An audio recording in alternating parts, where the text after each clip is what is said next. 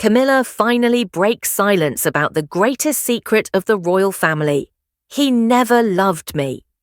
As King Charles lay dying on his sickbed, the palace walls could no longer hold back the flood of truth that had been simmering for decades. Camilla, now Queen Consort, has stunned the world with a confession that pierces the heart of the monarchy's carefully curated image.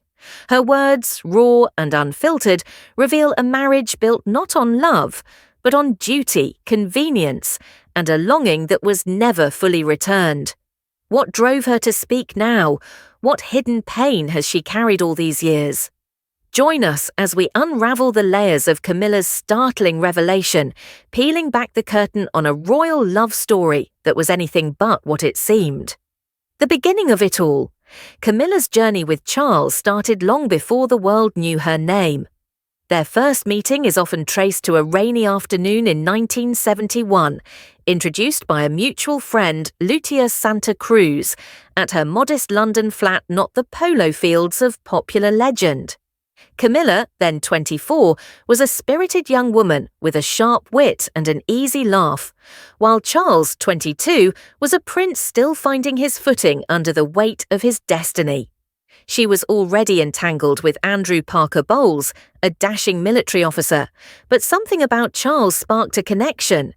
They bonded over shared interests, horses, the countryside, a love of quiet moments away from prying eyes. For Charles, she was a breath of fresh air in a life stifled by protocol. For Camilla, he was a charming enigma, a man who seemed to need her in a way others didn't. Their early romance bloomed in secret, hidden from the public but whispered about in aristocratic circles.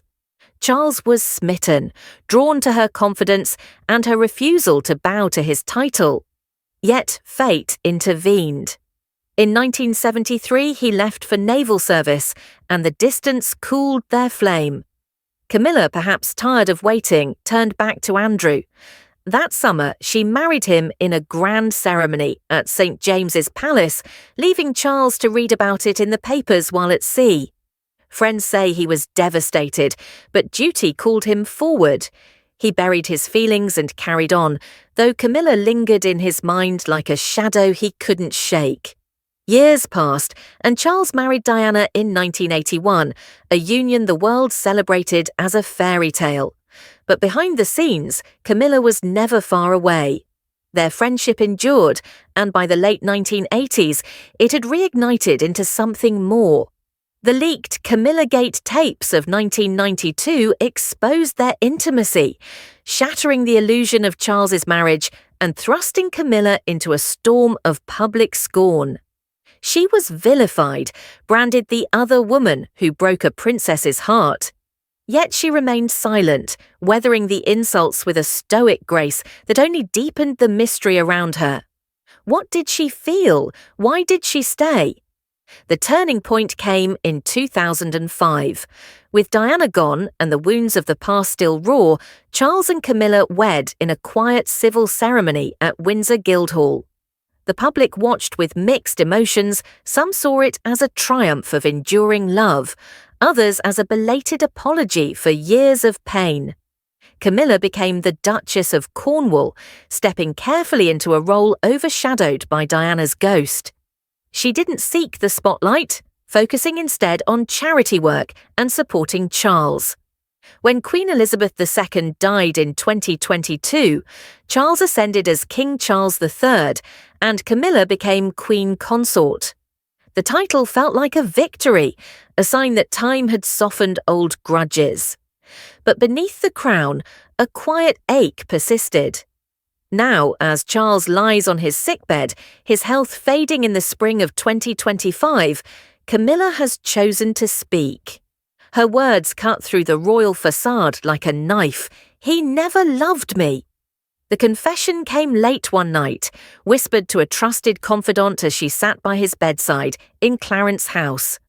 The king, frail and drifting in and out of consciousness, could not respond. But Camilla, her voice trembling with decades of unspoken truth, let the dam break. She spoke of a marriage that was more arrangement than romance, a partnership forged from necessity rather than passion.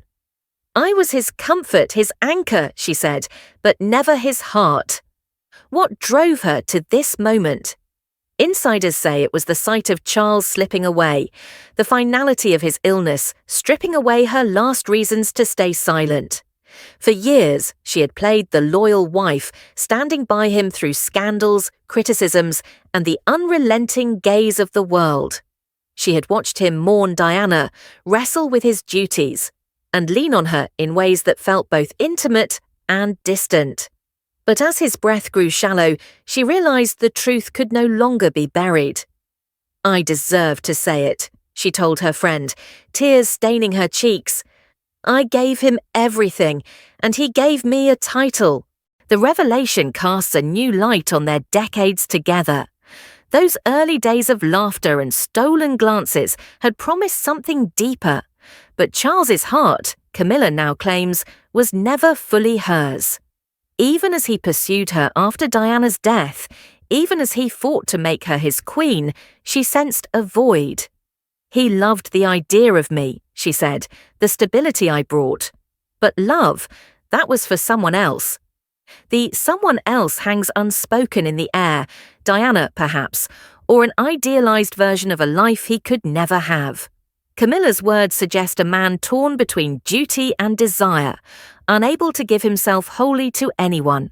The public's reaction has been explosive. Tabloids scream headlines of betrayal and heartbreak, while royal watchers scramble to decode her meaning. Some see it as a final act of defiance, a woman reclaiming her story after years of being defined by others. Others call it a betrayal of Charles in his weakest hour, a selfish unburdening that tarnishes his legacy. The royal family, ever guarded, has offered no comment, but the silence from Buckingham Palace speaks volumes. Prince William and Prince Harry, already strained by their own rift, now face a fresh wound, learning their father's marriage, the one constant after their mother's death, was a hollow shell. Camilla's life before Charles offers clues to her resilience. Born Camilla Shand in 1947, she grew up in a well-to-do family with deep ties to the British elite. Her childhood was idyllic: ponies, country estates, a close-knit clan that valued loyalty above all. She met Andrew Parker Bowles in her early 20s, and their on-again, off-again romance shaped her youth. When she chose him over Charles, it wasn't just practicality, it was a bid for a simpler life, one free of royal baggage. They had 2 children, Tom and Laura, and for a time she seemed content. But Charles's pull was inescapable, drawing her back into a world she'd tried to leave behind. Her marriage to Andrew unraveled in the 1990s, mirroring Charles's own collapse with Diana. By then, her bond with the prince was undeniable, a lifeline for both as their lives crumbled. Yet Camilla's confession suggests that even in their reunion, she felt second best. "I thought I could be enough," she said. "I was wrong." The sickbed revelation paints her as a woman who sacrificed her own happiness for a man who couldn't reciprocate, a tragic figure in a story she never fully controlled. As Charles's condition worsens, Camilla's words hang over the monarchy like a storm cloud. The king, once a symbol of duty and perseverance, is now a man whose private failures threaten to overshadow his reign.